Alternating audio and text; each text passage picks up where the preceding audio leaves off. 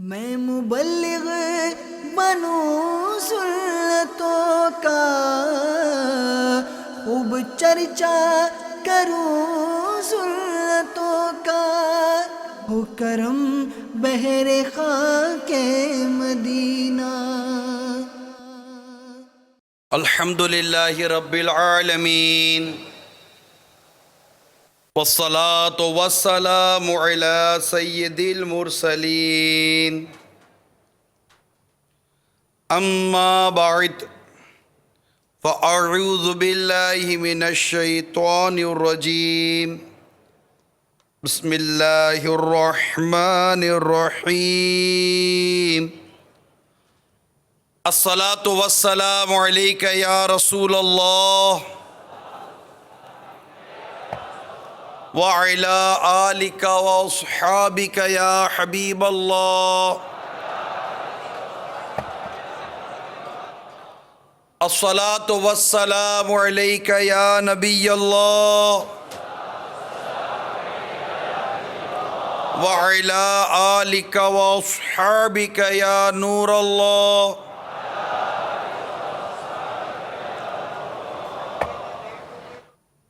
فرمان مصطفیٰ صلی اللہ تعالی علیہ وآلہ وسلم، جس کے پاس میرا ذکر ہوا اور اس نے مجھ پر درود پاک نہ پڑھا، تحقیق وہ بدبخت ہو گیا۔ صلو علی الحبیب۔ اچھی اچھی نیتوں کے ساتھ اول تاخیر بیان میں شریک رہنے کی مدنی التجا ہے۔ یہ بھی نیت کر لیجئے، درس و بیان کے تعظیم کی نیت سے دو زانوں بیٹھوں گا، جن جن سے ہو سکے دو زانوں بیٹھ جائیے۔ یہ بھی نیت کر لیجئے، حسب موقع عز و جل صلی اللہ تعالی علیہ وسلم رضی اللہ تعالی عنہ کہوں گا، دوران بیان موبائل فون استعمال نہیں کروں گا۔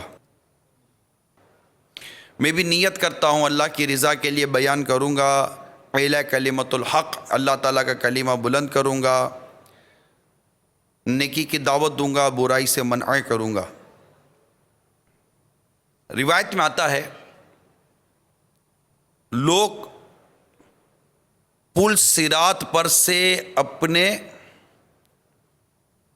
نور کے مطابق گزریں گے،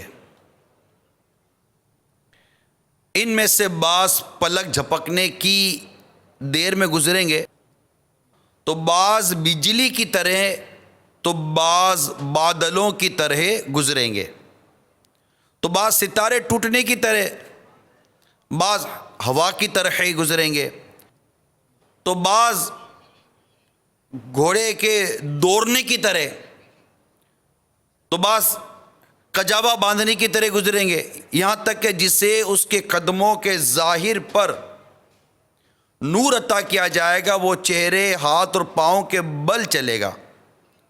ایک ہاتھ کھینچے گا تو دوسرا اٹک جائے گا، ایک پاؤں کھینچے گا تو دوسرا پھنس جائے گا، اس کے پہلوؤں کو آگ پہنچ رہی ہوگی،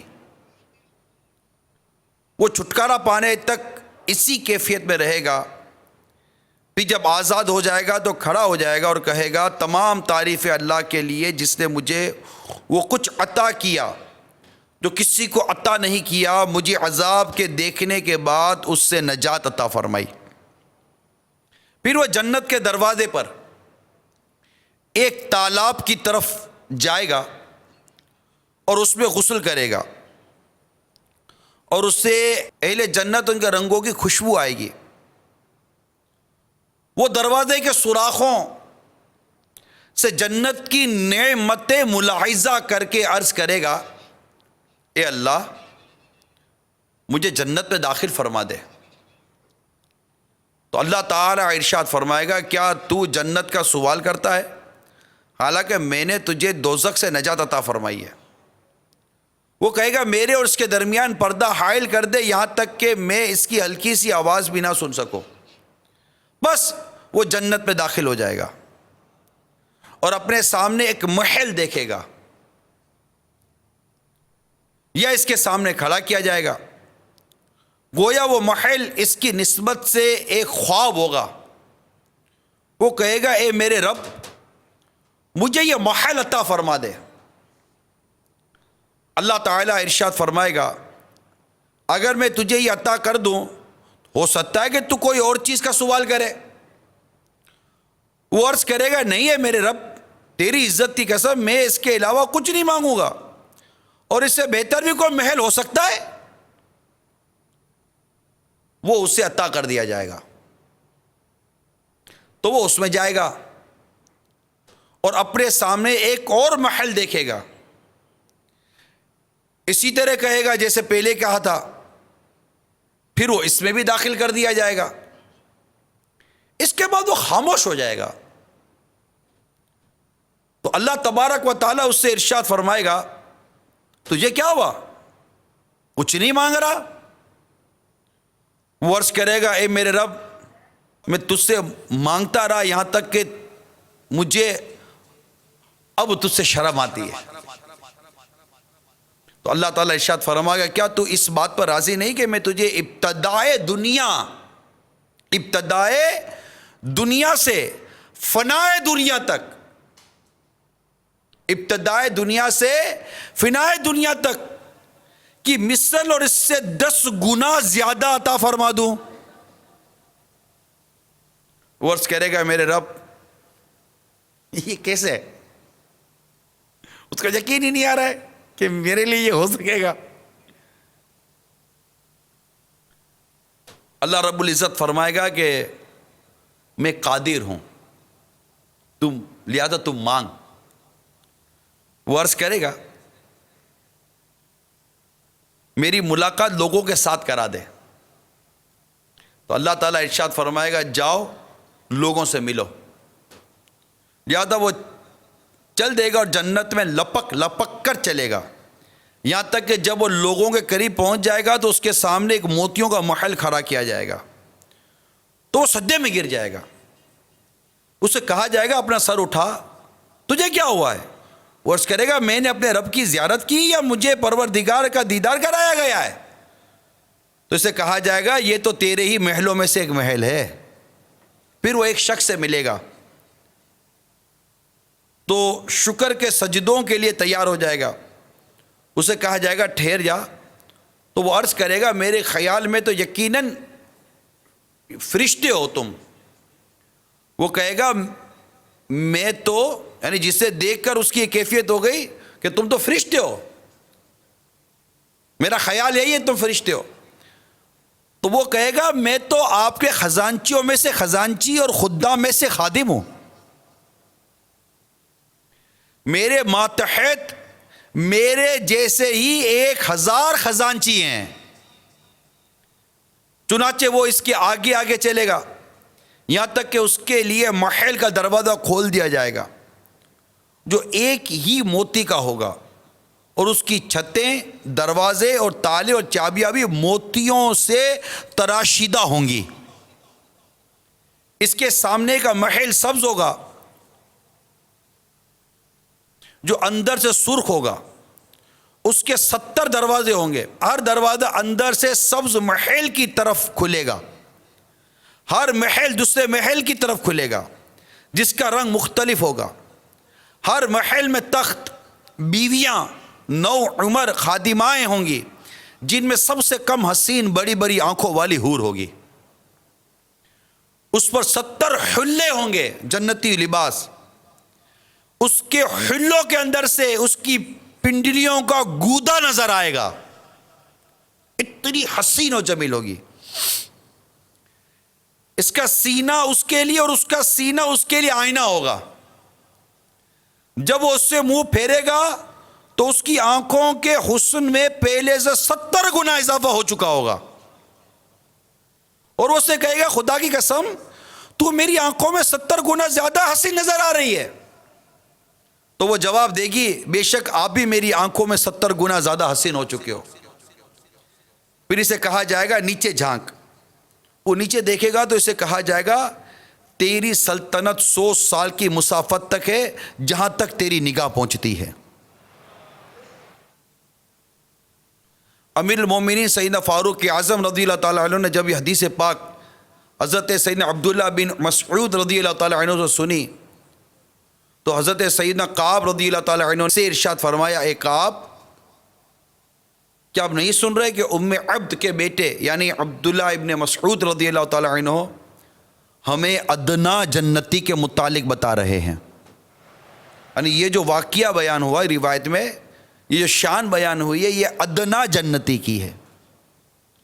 فرماتے ہیں جب ادنا جنتی کا یہ مقام ہے تو پھر اعلیٰ جنتی کا مقام کتنا بلند ہوگا۔ تو انہوں نے عرض کی، امیر المومنین، اعلیٰ جنتی کا مقام تو وہ ہے جو نہ کسی آنکھ نے دیکھا نہ کسی کان نے سنا۔ اور اس کے بعد انہوں نے بھی ایک حدیث پاک ذکر کی۔ میرے میٹھے میٹھے پیارے پیارے اسلامی بھائیوں اور مدنی چینل کے ناظرین، آپ نے ایک ادنا جنتی کا احوال سنا کہ اس کو اللہ تبارک و تعالی جنت میں کیسی کیسی نعمتیں عطا فرمائے گا۔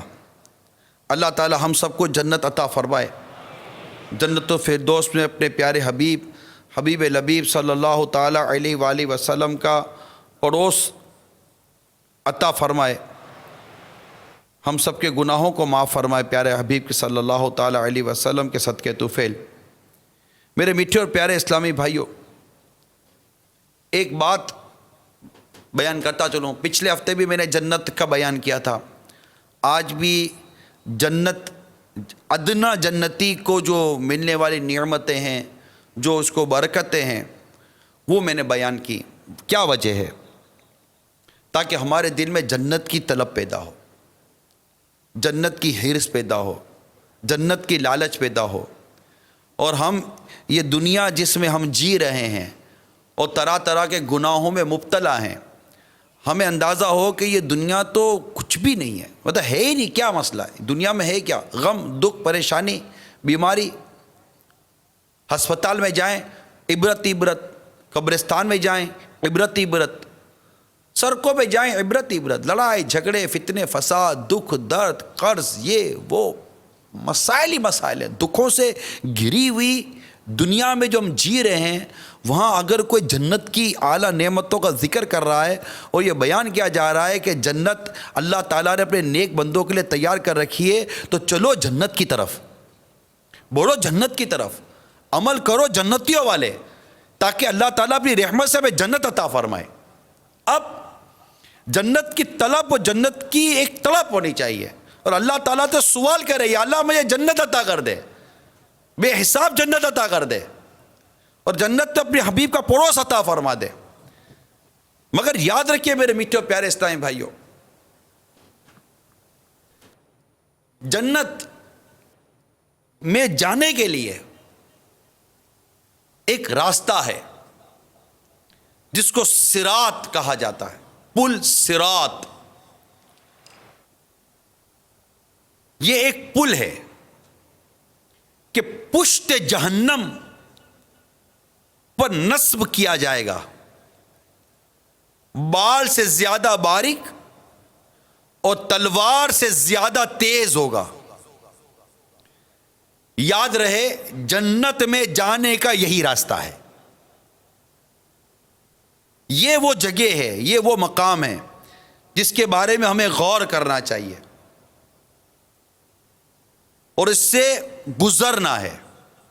اس کے احوال کے بارے میں لکھا ہے بحر شریعت میں بھی کہ سب سے پہلے نبی پاک صلی اللہ تعالی علیہ وسلم گزر فرمائیں گے، پھر اور انبیاء و مرسلین، پھر یہ امت، پھر اور امتیں گزریں گی، اور حسب اختلاف اعمال جیسے ہوں گے، پل صراط پر لوگ مختلف طرح سے گزریں گے، جس کا کچھ احوال میں نے شروع روایت میں بیان کیا کہ کس طرح گزریں گے۔ حتیٰ کہ لکھا گیا بحر شریعت کہ یہاں تک کہ بعض شخص سورین پر گھسیٹتے ہوئے اور کوئی چیوٹی کی چال جائے گا، جیسے اعمال ویسا معاملہ ہوگا، اور پول صراط کے دونوں جانب بڑے بڑے آنکڑے، اللہ عز و جل ہی جانے کہ وہ کتنے بڑے ہوں گے، لٹکتے ہوں گے. جس شخص کے بارے میں حکم ہوگا اسے پکڑ لیں گے، مگر بعض تو زخمی ہو کر نجات پا جائیں گے اور بعض کو جہنم میں گرا دیں گے اور یہ ہلاک ہوا. میرے میٹھے میٹھے اور پیارے پیارے اسلامی بھائیوں اور مدنی چینل کے ناظرین اور یہ جنت کے طلبگار عاشقان رسول، پل صراط سے گزرنے کا مرحلہ آسان نہیں. ہمارے اسلاف اس ضمن میں بے حد متفکر و مغموم رہا کرتے تھے، فکر مند رہتے تھے، غم زدہ رہتے تھے. چنانچہ حضرت سیدنا علامہ جلال الدین سیوطی شافعی رحمۃ اللہ تعالی علیہ نقل فرماتے کہ حضرت سیدنا عبداللہ بن رواح رضی اللہ تعالی عنہ کو ایک بار روتے دیکھ کر ان کی زوجہ محترمہ نے عرض کی، آپ کو کس بات نے رلایا ہے؟ آپ نے ارشاد فرمایا، مجھے اللہ تعالیٰ کا یہ فرمان یاد آ گیا ہے، ترجمہ کنز الایمان، اور تم میں کوئی ایسا نہیں جس کا گزر دوزخ پر نہ ہو. لکھتے مجھے یہ خبر نہیں کہ اس سے نجات بھی حاصل کر سکوں گا یا نہیں. یہ طے ہے کہ اس پر سے گزرنا ہے. یہ ہم سب جتنے بھی ہم سب سن رہے ہیں، دیکھ رہے ہیں، ہم سب اس پر بڑی توجہ کریں. پل صراط یہ جنت میں جانے کا ایک ہی راستہ ہے، یہ یاد رکھیے گا، اس سے گزرنا ہے. اور ہر شخص اپنے اعمال کے حساب سے اس کے ساتھ کیفیت ہوگی. اب ان تمام تر معاملات کو دیکھ کر جو ہمارے بزرگوں کی کیفیت تھی نا، وہ اب میں بیان کرنے جا رہا ہوں تاکہ ہم اس سے درس عبرت لیں کہ میں بھی سن رہا ہوں، میں بھی اپنے اعمال کو جانتا ہوں، لیکن میری کیفیت اور میری سوچ، میں متفکر کیوں نہیں، میں غمزدہ کیوں نہیں، میں جہنم کی ہولناکیاں، جہنم کی آگ کے انگاروں کا تصور کیوں نہیں کر پاتا، میں اس پل صراط کا تصور کیوں نہیں کر پاتا جس پر سے گزرنا ہے. آنکڑے ہوں گے، پکڑ کر کھینچ رہے ہوں گے، جس کے بارے میں حکم ہوگا، اللہ نہ کرے مجھے پکڑ کر کھینچ کے جہنم میں گرا دیا گیا تو میرا کیا بنے گا. حضرت سیدنا ابو میسرہ عمر بن شرجیل رضی اللہ تعالی عنہ ایک بار بچھونے پر آرام کرنے کے لیے تشریف لے گئے تو بے قرار ہو کر فرمانے لگے، کاش میری ماں نے ہی مجھ کو نہ جنا ہوتا. ان کی زوجہ محترمہ نے عرض کی، آپ ایسا کیوں کہہ رہے ہیں؟ فرمایا، بے شک اللہ تعالیٰ نے جہنم سے گزرنے کی خبر دی ہے، لیکن یہ خبر نہیں کہ ہم اس سے نکلیں گے یا نہیں. اللہ عز و جل ہم سب پر رحم فرمائے. پل صراط کا سفر نہایت ہی طویل ہے. حضرت سیدنا فضیل بن عیاض رحمۃ اللہ تعالیٰ علیہ سے منقول ہے، پل صراط کا سفر 15,000 سال کی راہ ہے، یعنی 15,000 سال میں ایک تیز رفتار گھوڑا جتنا راستہ طے کرے اتنا طویل سفر ہے. 5,000 سال اوپر چڑھنے، 5,000 سال نیچے اترنے کے، اور 5,000 سال برابر چلنے کے. پل صراط بال سے زیادہ باریک و تلوار سے تیز تر ہے اور جہنم کی پشت پر بنا ہوا ہے. اس پر سے وہ گزر سکے گا جو خوف خدا عز و جل کے باعث کمزور و نڈھال ہوگا. میٹھے میٹھے اور پیارے پیارے اسلامی بھائیوں، تصور کیجئے اس وقت کیا گزر رہی ہوگی جب میدان قیامت جو سورج سوا میل پر رہ کر آگ برسا رہا ہوگا. لوگ ننگے بدن، ننگے پاؤں، تانبے کی دہکتی ہوئی زمین پر کھڑے ہوں گے، بھیجے کھول رہے ہوں گے، کلیجے پھٹ گئے ہوں گے، دل ابل کر گلے میں آ گئے ہوں گے. ایسے خوفناک حالات میں پل صراط سے گزرنے کا مرحلہ درپیش ہوگا. اس سے گزرنے کے لیے دنیاوی طاقتور، باکسر، کریل نوجوان و پہلوان، تیز ترار سبک رفتار، خلا باز، کراٹے باز، ہٹے کھٹے مضبوط بدن والوں کی حاجت نہیں. بلکہ فضیل بن عیاض رحمۃ اللہ تعالی علیہ کا فرمان ہے کہ خوف خدا عز و جل کے سبب کمزور، نحیف بدن والے، خوف خدا جن کے اندر ہوگا اور جس سے یہ کمزور ہو گئے ہوں گے، یہ پل صراط سے بآسانی گزر جائیں گے، پار کر لیں گے۔ ام المومنین سیدتنا عائشہ صدیقہ رضی اللہ تعالی عنہا سے مروی ہے، سرکار مدینہ صلی اللہ تعالی علیہ وسلم فرمایا جہنم پر ایک پل ہے جو بال سے زیادہ باریک اور تلوار سے تیز تر ہے، اس پر لوہے کے کنڈے اور کانٹے ہیں جو کہ اس سے پکڑیں گے جسے اللہ تعالیٰ چاہے گا۔ لوگ اس پر گزریں گے، بعض پلک جھپکنے کی طرح، بعض بجلی کی طرح، بعض ہوا کی طرح، بعض بہترین اور اچھے گھوڑوں اور اونٹوں کی طرح گزریں گے۔ فرشتے کہتے ہوں گے رب سلیم رب سلیم، اے پروردگار سلامتی سے گزار، اے پروردگار سلامتی سے گزار۔ بعض مسلمان نجات پائیں گے، بعض زخمی ہوں گے، بعض اوندے ہوں گے، بعض منہ کے بل جہنم میں گر پڑیں گے۔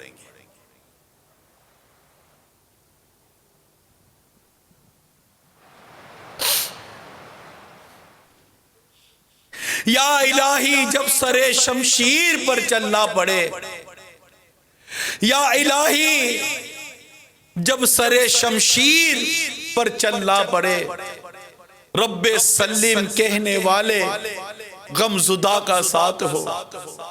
یا الہی جب چلوں تاریک راہ پل صراط،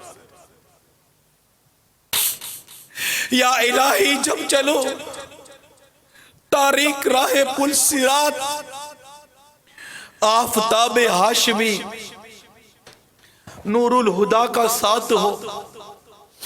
آمین بجاہ النبی الامین صلی اللہ تعالی علیہ وسلم۔ حضرت سیدہ امام غزالی علیہ رحمت اللہ الوالی کے فرمان کا خلاصہ ہے، جو شخص اس دنیا میں صراط مستقیم پر قائم رہا اور بروز قیامت پل صراط پر ہلکا پھلکا ہو کر نجات پا لے گا، اور جو دنیا میں استقامت سے ہٹ گیا، نافرمانی اور گناہوں کے سبب اس کی پیٹھ بھاری ہوئی، تو پہلے ہی قدم میں پل صراط سے پھسل کر گر پڑے گا۔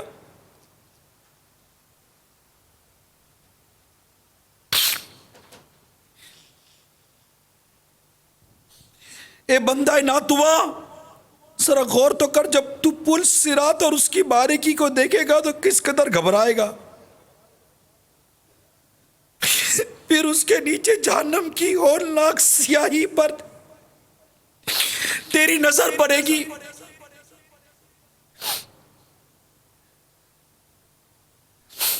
نیچے سے جہنم کا جوش و خروش سنائی دے گا، آگ کے بلند شعلوں کی چیخو پکار تیرے کانوں سے ٹکرائے گی۔ تو سوچ تو صحیح، اس وقت تجھ پر کس قدر دہشت طاری ہوگی۔ یاد رکھ، تیرا دل چاہے کتنا ہی بے قرار و بے کل ہو،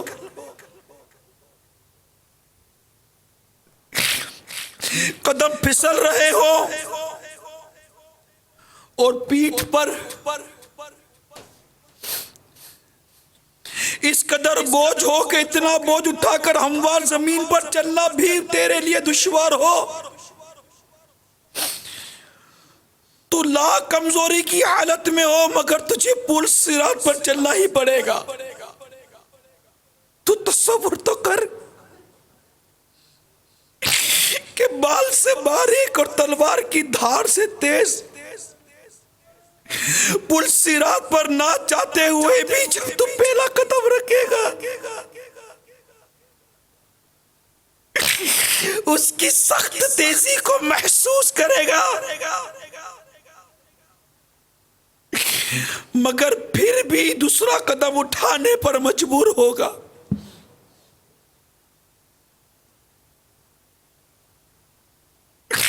لوگ تیرے سامنے پھسل پھسل کر جہنم میں گر رہے ہوں گے،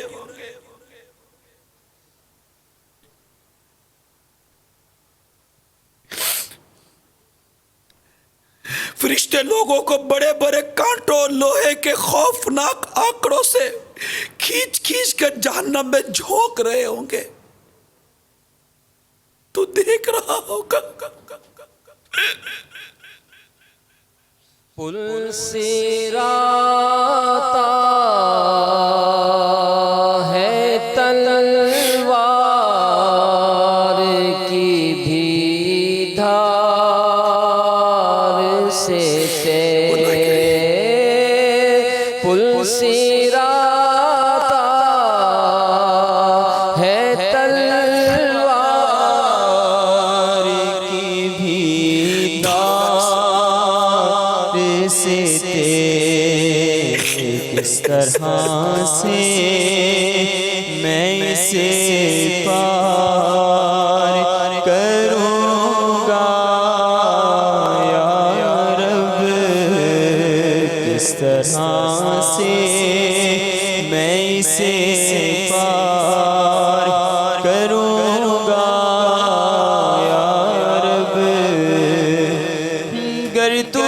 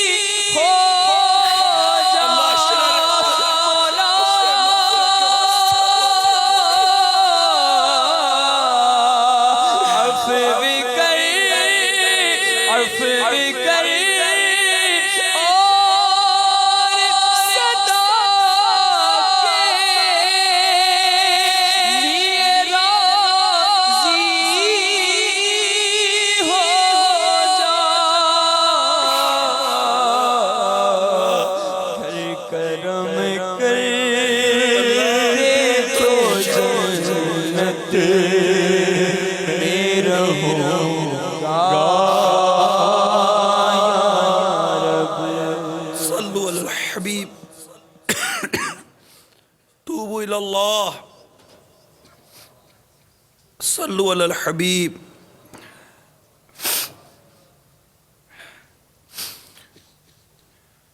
امام غزالی فرماتے فرشتے لوگوں کو بڑے بڑے کانٹوں لوہے کے خوفناک آکڑوں سے کھینچ کھینچ کر جہنم میں جھونک رہے ہوں گے. تو دیکھ رہا ہوگا وہ لوگ روتے چلاتے سر کے بل جہنم میں گرتے جا رہے. تو سوچ اس وقت خوف کے مارے تیری کیا حالت بنی ہوگی. چلنا پڑے گا. جہنم کی گہرائیوں سے آؤ بکا اور آئے ہوئے کی چیخو پکار تیرے کانوں میں پڑ رہی ہوگی. بے شمار لوگ پل صراط سے پھسل کر جہنم میں جا پڑیں گے. تو سوچ تو صحیح، اگر تیرا قدم بھی پھسل گیا تو تیرا کیا بنے گا؟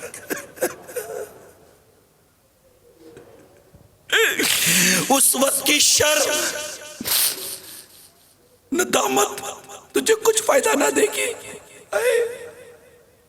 تیرا رونا دھونا اور چیخنا چلانا تجھے ہلاکت سے نہ بچا سکے گا.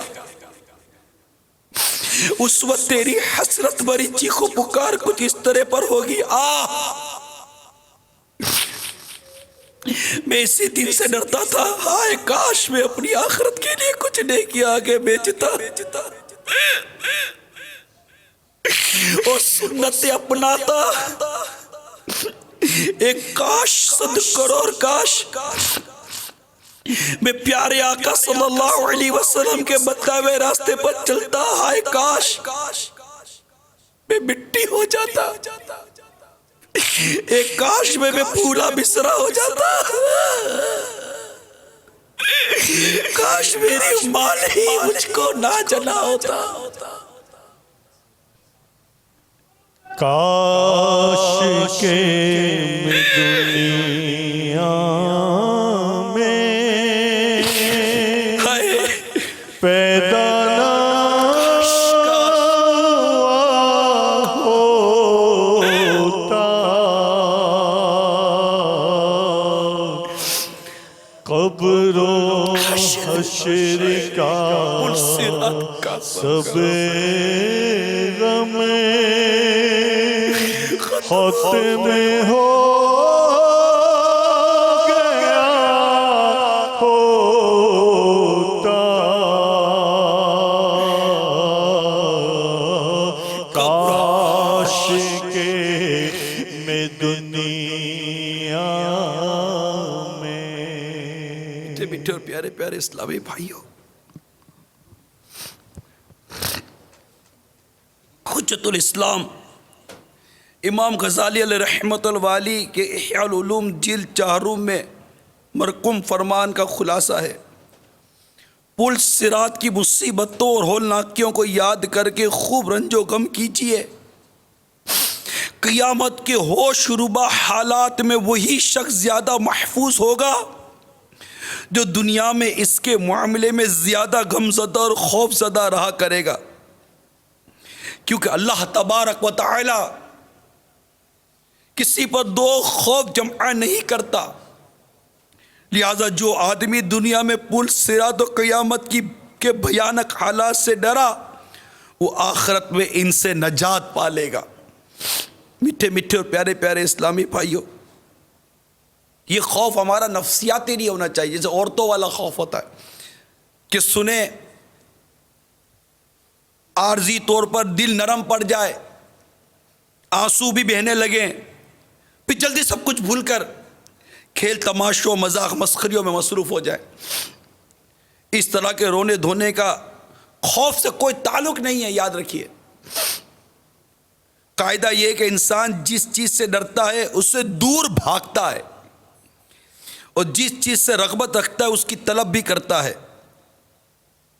بس وہی خوف آخرت میں نجات دلائے گا جو اللہ تعالیٰ کی اطاعت و فرما برداری پر آمادہ کرے اور نافرمانی اور گناہوں سے ہمیں باز رکھے. لہذا میرے میٹھے میٹھے اور پیارے پیارے اسلامی بھائیوں اور مدنی چینل کے ناظرین، آئیے اپنی قبر و آخرت کو سنوارنے کے لیے ہم گناہوں سے باز آ جائیں، اللہ کی نافرمانی سے باز آ جائیں. یقیناً پل صراط سے وہی سلامتی سے گزرے گا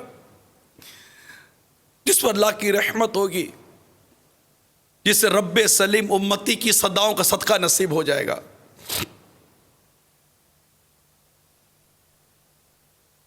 ہم دنیا میں اس کی کوشش کریں اللہ کو راضی کرنے کی، اس کی فرما برداری کرنے کی، اور خدا نخواستہ با تقاضۂ بشریت ہم سے گناہ ہو جائے اس پر ڈٹ کر رہنا یہ ہرگز درست نہیں ہے. فوراً توبہ کریں. بلکہ روایتوں میں آتا ہے کہ جب تم سے گناہ ہو جائے تو فوراً نیکی کر لو کہ وہ گناہ کو مٹا دیتی ہے. اور توبہ کر لو گے گناہوں سے توبہ کرنے والا ایسا جیسے اس نے گناہ کیا ہی نہیں. بس سچی توبہ کرے تو صحیح. ہم اس وقت سے ڈرے تو صحیح کہ نزا کا وقت کبھی بھی آ سکتا ہے. ہمیں بھی تو غسل دیا جائے گا یا غسل دیا جا سکتا ہے.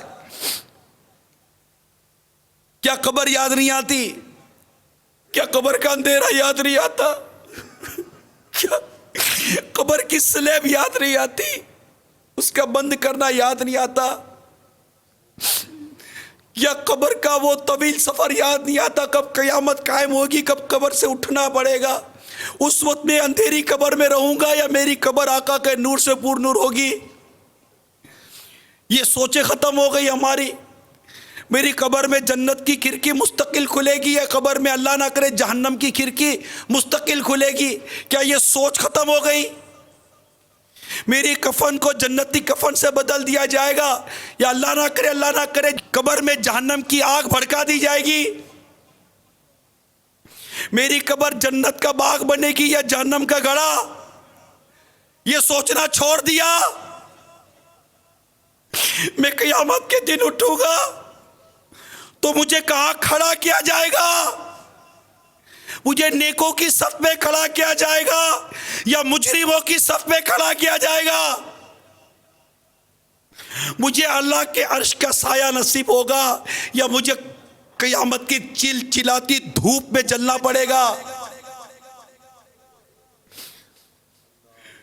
کیا مجھے بھی آقا کے ہاتھوں سے کوثر کے جام بھر بھر کر ملیں گے؟ میرے کرتوت تو ایسے نہیں ہے، میرا کردار تو ایسا نہیں ہے کہ اگر مجھے میزان عمل پہ لے جایا گیا اور میرے اعمال تولے گئے تو میری نیکیاں بہت ہو جائیں گی. نہ، ایسے عمل کہاں ہے. ہم تو پھنس نہ جائے میٹھے اسلامی بھائیوں.